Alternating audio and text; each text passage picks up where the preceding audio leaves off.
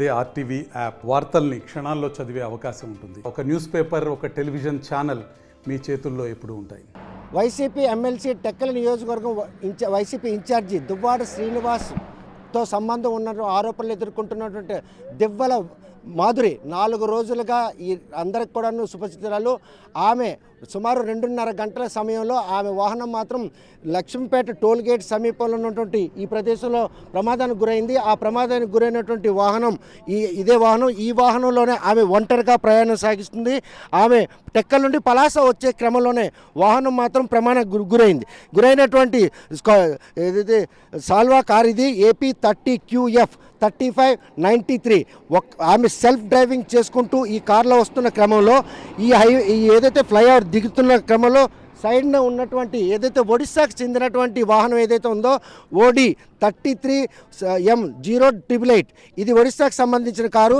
ఈ కారు చూస్తే కనుక కటక్కి సంబంధించినటువంటిది. ఆ కటక్కి సంబంధించినటువంటి ఒక హైకోర్టు అడ్వకేట్కి సంబంధించింది. ఎందుకంటే ఆయన సుధాకర్ నాయక్ బరంపర్లో ఉంటున్నారు, ఆయన భువనేశ్వర్లో కటక్లో హైకోర్టు లాయర్గా పనిచేస్తున్నారు.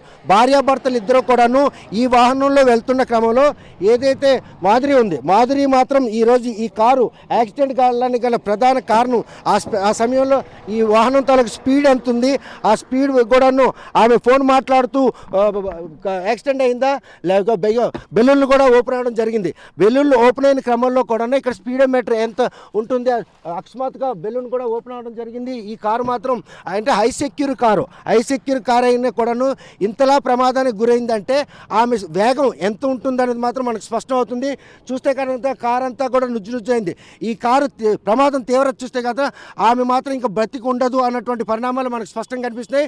ఒక్కలే ఆమె సెల్ఫ్ డ్రైవింగ్ చేసుకుంటూ వస్తున్నటువంటి క్రమంలో పక్కనే ఆగి ఉన్నటువంటి ఏదైతే ఆ కారు ఉందో ఆ కారును ఢీకొట్టడం జరిగింది. ఆ కారును ఢీకొట్టిన క్రమంలో ఆమె కారు కూడా ఈరోజు బెలూన్లు కూడా ఓపెన్ అయినాయి. బెలూన్లు ఓపెన్ అయ్యంటే ఆమె మాత్రం సీట్ బెల్ట్ పెట్టుకుని ఉంటుంది, కానీ పెట్టుకునే పరిణామాలు మాత్రం ఇక్కడ లేవు. లేకపోయినా కూడా బెలూన్ ఓపెన్ అయినాయి అంటే ఎట్టి పరిస్థితుల్లో మాత్రం ఈ విషయంలో జరిగినటువంటి ప్రమాదం సెల్ఫ్ డ్రైవింగ్ చేసుకుంటూ వస్తూ ఆమె అంటే ఆత్మహత్యగా చేసుకుంటున్నటువంటి ఒక స్పష్టమైనటువంటి పరిణామం. ఏదైతే ఆమె హాస్పిటల్లో తన మానసిక స్థితిని దెబ్బతీస్తున్నటువంటి వాణి చేసినటువంటి ఆరోపణల కారణంగా తాను తన పిల్లలు కూడాను చాలా మనస్తాపం గురయ్యాం. తాను ప్రాణాలు తీసుకున్నందుకే తాను మాత్రం ఈరోజు హైవేలోకి రావడం జరిగింది. వచ్చిన క్రమంలో మాత్రం ఆవిడ ఆ కారు ఇక్కడికి వచ్చేసరికి ఇక్కడ మనం చూస్తున్నాం. ఆ సైడ్ చూస్తే కనుక ఏదైతే టర్న్ తీసుకున్నట్టు యారో మార్క్ ఉందో ఆ సైడ్నే ఈ కారు ఒడిశాకు సంబంధించిన కారు కూడా ఆపడం జరిగింది. ఆపే క్రమంలో వారు పక్క నుండి నావిగేషన్ అంటే వాళ్ళ లొకేషన్ షేర్ చేసుకోవడానికి వెళ్తున్న క్రమంలో జరిగినటువంటి ఈ ప్రమాదంలో ఈ కారు కూడాను కేవలం అంటే స్పీడ్ ఎంత వేగంగా ఉంటుంది అనేది మాత్రం స్పష్టం అవుతుంది. కారు పూర్తిగా నుజ్జైంది. కారు మొత్తం 4 టైర్లు కూడా పోయే పరిస్థితి. దీనికి సంబంధించి ఎవరైతే కారు సంబంధించిన డ్రైవర్ ఉన్నాడో ఆ డ్రైవర్ మాత్రం ఈరోజు ప్రాణాలతో బయటపడ్డారన్నటువంటి ఒక భయానక పరిస్థితి అయింది. ఎందుకంటే అప్పట్లోనే కారులో కూర్చుని కూడాను ఓనర్తో పాటు మాట్లాడే పరిస్థితి ఉంది. అటువంటి తరుణంలో వీళ్ళు మాత్రం చూస్తే కనుక ఏ కిస్కా కార్ है? ये मेरा कार है, मेरा मालिक का कार है, मैं ड्राइवर है. मेरा मालिक मैडम आ रहा है. मैं वो फुटपाथ में साइड करके गाड़ी खड़ा के मैं ठिया है कि इंडिकेट दे के मैं फुटपाथ में ठिया हो रहा है, मैप मार रहा है. वो मेरा पीछे वो दूसरा लाल वाला गाड़ी आ के बहुत ज़्यादा स्पीड में आए के मेरा को पीट दिया. कितना स्पीड रहता था आप तो देखा ना? 130 का स्पीड है. वो लाल वाला गाड़ी है, मेरा पीछे आज के ठोक दिया. ठोकने के समय गाड़ी के अंदर है आप लोग? मैं गाड़ी में अंदर है, गाड़ी भीतर में अंदर है. मेरे मैप मार रहा है बैठ के गाड़ी में भी. वो आज के मेरा पीछे बढ़ा दिया. आपका मैम साहब भी मालिक भी दोनों भी सब है अंदर है, सब गाड़ी में है सर, बाहर कोई नहीं है, सब गाड़ी में है. आप गाड़ी क्यों रखा था उस टाइम? कितना आपको टाइम हो गया है 2:40 हो जाएगा. 2:40 हबो सर, 2:40 हबो. गाड़ी आमे साइड कलु एडे जीवा पई आमे फुटपाथ रे साइड करिकी रखिकी आमे गाड़ी भितर बसचु. मैप लगौथिलु किंतु मो पछरु गोटे गाड़ी लाल बेला गाड़ीटा आइला बहुत 130 स्पीड रहा.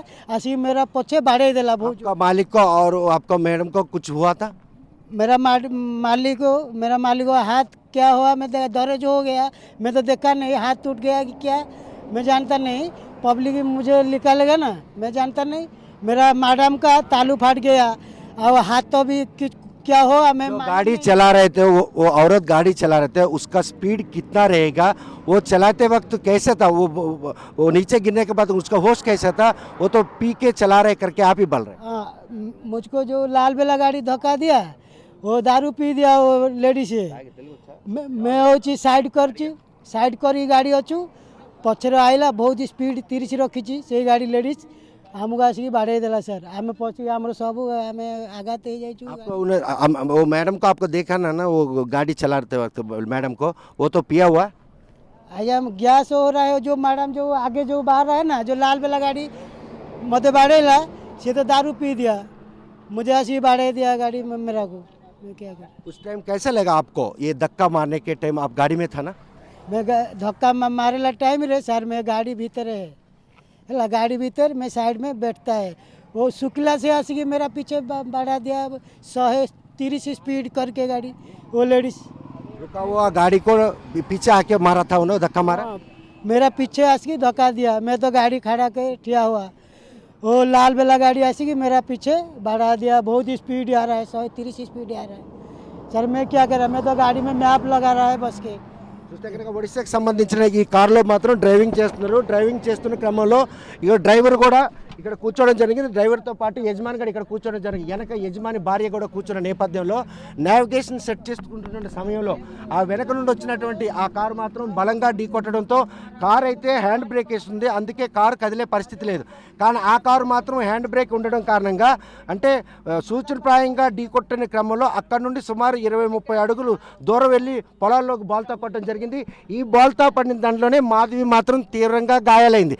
కాకపోతే ఆ బండి వేగం మాత్రం డ్రైవర్ చెప్పే దాన్ని బట్టి చూస్తే సుమారు 280 నుండి 300 కిలోమీటర్ల వేగంతో ఆమె వాహనం స్పీడ్గా అంటే తోలుతుంది. ఆ తోలిన క్రమంలో ఏదైతే వాళ్ళు కొట్టడం జరిగిందో ఆ ఢీ కొట్టిన క్రమంలో మాత్రం ఈరోజు ఆమె బతికి బట్టకట్టు ఉండదు, తాము ప్రాణాలతో బతికి బట్టకట్టామని చెప్పి అనుకుంటారు. కానీ చూస్తే ప్రస్తుతం మాత్రం ఏదైతే ఆమె తోలిన కారు ఉందో ఆ కారుకు సంబంధించినటువంటి బెలూన్లు కూడా ఓపెన్ అయినాయి.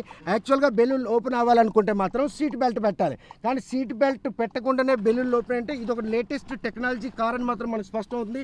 ఈ నేపథ్యంలో చూస్తే కారులో మాత్రం ఈరోజు పూర్తిగా ఎంత వేగంగా వచ్చి ఆమె కారు నడుపుతుంది అన్నది మాత్రం మనకు స్పష్టం అవుతుంది. ఓన్లీ ఆమె సెల్ఫ్ డ్రైవింగ్ చేసుకుంటూ వచ్చి కేవలం మానసిక స్థితికి దెబ్బతీసేందుకు వాణి చేసిన ఆరోపణల నేపథ్యంలోనే తాను ఈరోజు సూసైడ్ చేసుకునేందుకే ఒంటరిగా వచ్చానని కూడా ఆమె చెప్పడం జరుగుతుంది. ఆమె ఇదొక లేటెస్ట్ కారులో ఆమె ప్రయాణిస్తూ సుమారు 280 నుండి 300 కిలోమీటర్ స్పీడ్ వేగంతో వచ్చి హైవే పక్కన ఉన్నట్టు ఆగిన కారుని బలంగా ఢీకొట్టి ఈరోజు మాత్రం ఆమె ఆత్మహత్యకు పాల్పడిందని మాత్రం మనకు స్పష్టం అవుతుంది. ఆమె ఏదైతే హాస్పిటల్లో చికిత్స తీసుకోకుండా అంటే బెట్టు చేసి తాను వాణి వేధింపులు తాళలేక తన పిల్లలు తాను కూడాను ఈరోజు చాలా మానసికంగా చితికిపోయి ఉన్నాం. ఆ మానసిక ఆవేదన తట్టుకోలేకపోతున్నాం. ఆమె ఆరోపణల కారణంగా గత 4 రోజులుగా మానసిక దెబ్బ రోజుకి క్షీణించే పరిస్థితి.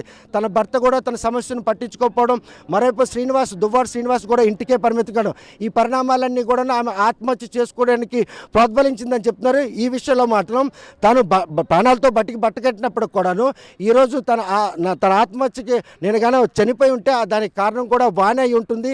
వాణి వేధింపులు తాళలేకే ఈరోజు నేను ఆత్మహత్య ప్రయత్నిస్తున్నానని మాత్రం సుస్పష్టం చేస్తుంది. చూస్తే లక్ష్మీపేట టోల్గేట్ సమీపంలోనూ మాధురి వెళ్తున్నటువంటి ఈ కారు ప్రమాదంలో మాత్రం వాస్తవ పరిస్థితులకు వెళ్తే ఏదైతే ఆగి ఉన్నటువంటి బరంపురికి చెందినటువంటి ఎవరైతే ఉన్నారో ఆయన కటకలో హైకోర్టులో అడ్వకేటు తన భార్య తాను వస్తున్న నేపథ్యంలోనే డ్రైవర్తో పాటు ఇది ఎక్కడైతే గమ్యం నావిగేషన్ సెట్ చేస్తున్న సమయంలో అకస్మాత్తుగా వెనక నుండి వచ్చి మాధురి కారు సుమారు 280 నుండి 300 కిలోమీటర్ల వేగంగా వస్తుంది. ఆమె కూడా అప్పటికే మద్యం సేవించి ఉంది అన్నటువంటి విషయాన్ని కూడా డ్రైవర్ గమనించాడు. ఎందుకంటే ఢీ కొట్టే తీవ్రత మాత్రం అసలు భయానక పరిస్థితి. మేము అసలు అసలు ప్రాణాలు పోయాయి అన్నటువంటి పరిణామాలు. కాకపోతే ఆ కారుకి హ్యాండ్ బ్రేక్ వేసి ఉండడంతో కారు మాత్రం కదలకుండా దాన్ని ఢీకొట్టినట్టు ఈ కారు మాత్రం ఎగిరి బాల్తా పడి అంటే సుమారు 4-5 పల్టీలు కొట్టి ఈరోజు పొలాల్లో పడే పరిస్థితి ఉంది. హైవేలో ఆ టైంలో అంత వేగంగా ఆమె వస్తుందంటే ఆత్మహత్య చేసుకోవడానికి మాత్రం వస్తుందన్న విషయాన్ని ఆమె మాటగా చెప్పారు కాబట్టి దాన్ని మనం నిర్ధారించుకోవచ్చు. ఇటువంటి క్రమంలో 4 రోజుగా తనకు ఉన్నటువంటి మానసిక స్థితిని పూర్తిగా దెబ్బతీసినటువంటి దువ్వాడు వాణి ఆరోపణలే ఈరోజు ఆత్మహత్య చేసుకోవడానికి వచ్చాను. ఒంటరిగా సెల్ఫ్ డ్రైవింగ్ చేసుకొని వచ్చినటువంటి వాణి ఆమె టెక్కల్ నుండి పలాస వచ్చేందుకు చేసినట్టు ప్రయత్నంలో పొరపాటుగా జరిగినటువంటి ప్రమాదమా లేకపోతే ఆమె కావాలని ఆత్మహత్య చేసుకునేందుకు చేసినట్టు ప్రయత్నంలో జరిగిన ప్రమాదం అనే విషయం పోలీసుల దర్యాప్తులో తేలాలి. ప్రస్తుతం ఏదైతే ఢీకొట్టినట్టు కారు ఉందో ఆ కారుకు సంబంధించిన డ్రైవర్ను ఆ డ్రైవర్ కారులో ఉన్నటువంటి ఇద్దరు అంటే వైఫ్ అండ్ హస్బెండ్ని కూడా విచారిస్తున్నారు. వారికి కూడా స్వల్పంగా గాయాలయ్యి వారు మాత్రం ఇప్పుడు ప్రస్తుతానికి పలాస ఆసుపత్రిలో చికిత్స పొందుతున్నారు. వానికి కూడాను స్వల్ప గాయాలు. అప్పుడు ప్రమాద తీవ్రత జరిగినప్పుడు మాత్రం ఆమె మాత్రం స్పృహ కోల్పోయే పరిస్థితి ఉన్న నేపథ్యంలో హైవే అంబులెన్స్ ఇమీడియట్గా వచ్చి ఆమెను మాత్రం హాస్పిటల్ తరలించారు. అక్కడ హోష్ వచ్చిన ఆమెను మాత్రం వైద్య చికిత్సకి నిరాకరించడంతో పాటు ఆమె ఆవేదన కూడా వెలిబుచ్చుకున్నారు. ఎందుకంటే తన మానసిక స్థితిని దెబ్బకొట్టడంతో పాటు నా ఒంటరి మహిళను తన టార్గెట్ చేశారు. తన కష్టం చెప్పుకోవాలనుకున్నటువంటి దుబార్ సీన్ కూడా ఇంటికే పరిమితం కావడం, తనకేం చేయాలో తెలియని పరిస్థితి ఉన్నటువంటి నేపథ్యంలో తాను ఆత్మహత్య చేసుకోవడానికి ఇటువైపు రావడం జరిగింది. కాకపోతే ఇక్కడ కారు ఢీకొట్టిన ఘటనలో ఆమె ప్రాణాలతో బయటపడిన తర్వాత ఆమె అసలు ఆత్మహత్య చేసుకోవడానికి వచ్చిన ఆమె అయితే ఇలాగా కారు మీద వచ్చి ఆత్మహత్య చేసుకోవాలనే ప్రయత్నం మాత్రం ఎంతవరకు అన్నటువంటి అనుమానాలు కూడా తలెత్తున్న నేపథ్యంలో పోలీసులు మాత్రం పూర్తి స్థాయిలో ఈ విషయాన్ని మాత్రం క్షేత్రస్థాయిలో దర్యాప్తు చేస్తున్నారు. ప్రమాద తీవ్రత మాత్రం పూర్తిగా కనిపిస్తున్న నేపథ్యంలో ఇటువంటి పరిణామాలు చోటు చేసుకున్న నేపథ్యంలో పోలీసుల దర్యాప్తులో వాస్తవాలు వెల్లడించే పరిస్థితి ఉంది. ఒడిశాకు సంబంధించినటువంటి బ్లూ కలర్ కారు ఆ ఢీకొన్న ఘటనలో ఈ కారు మాత్రం బాల్తో పడింది. ఏదైతే మాదిరి ఉందో ఆత్మహత్య చేసుకోవాలనే ఉద్దేశంతోనే కారులో 280 నుండి 300 కిలోమీటర్ స్పీడ్ వేగంతో హైవేలో జర్నీ చేస్తూ ఆమె మాత్రం ఆ క్షణం మాత్రం ఏం చేస్తుందో తెలియనటువంటి పరిస్థితులు ఉన్నాయని చెప్పి డ్రైవర్ కూడా అంటే ఆయన ఐ విట్నెస్ కారులో ఉన్నారు, డ్రైవింగ్ సీట్లో ఉన్నారు. వెనక నుండి ఒక కారు ఢీకొట్టింది. ఆ కారు ఢీకొట్టిన క్రమంలో ఆ కారుకి ఏదైతే హ్యాండ్ బ్రేక్ వేయడం జరిగింది. హ్యాండ్ బ్రేక్ కనుక వేయకపోతే 2 వెహికల్స్ కూడాను పొలాల్లో బోల్తో పడిపోయే పరిస్థితి.